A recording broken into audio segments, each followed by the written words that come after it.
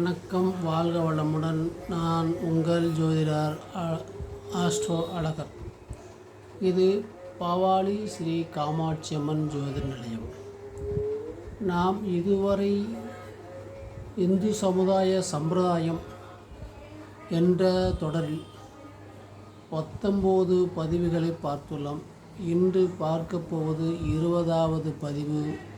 சம்பிரதாயம் என்பது தேங்காய் சாப்பிட்ட பின் நாம் ஏன் சிறிதளவு புழுங்கலரிசி வாயில் போட்டு மென்று தின்ன வேண்டும் என்று முன்னோர்கள் கூறினார்கள். தேங்காய்பால் என்பது தாய்ப்பாலுக்கு ஈடான சத்துள்ள உணவாக கருதப்படுகிறது. அவ்வாறு தாய்ப்பாலுக்கு இணையான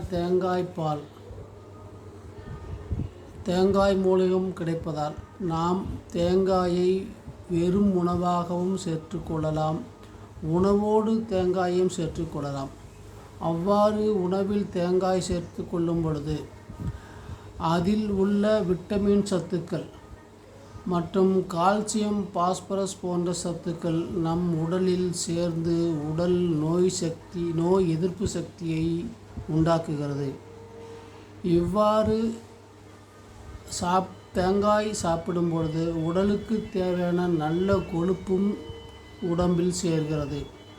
இவ்வளவு பயன் கிடைக்கிறது என்பதற்காக நாம் அதிக அளவில் தேங்காயை எடுத்துக்கொண்டோமானால், அவ்வாறு அதிகமாக சாப்பிடும் பொழுது உடலில் எதிர்மறையான பலன்கள் ஏற்பட வாய்ப்பு உள்ளது. அளவுக்கு மிஞ்சினால் அமிர்தமும் நஞ்சுதானே என்பது கூற்று.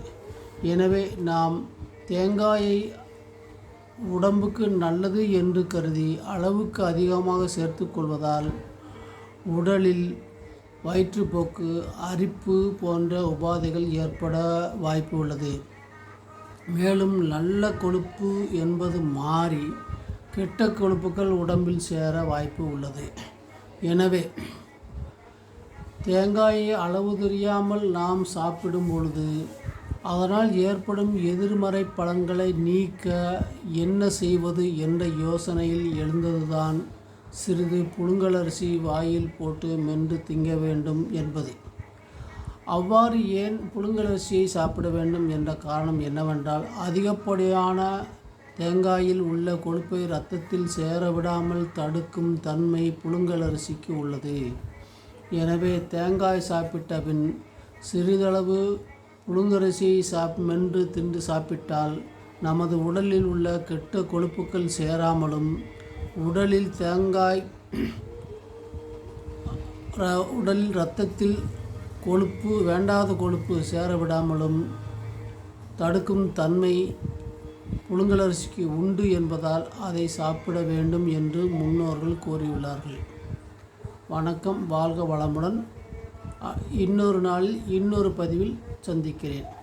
நண்பர்களே, இந்த சேனலை சப்ஸ்கிரைப் செய்யாதவர்கள் சப்ஸ்கிரைப் செய்யுங்கள். கூடவே லைக் செய்யுங்கள்.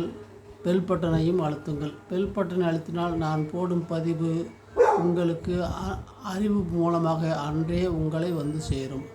வணக்கம்.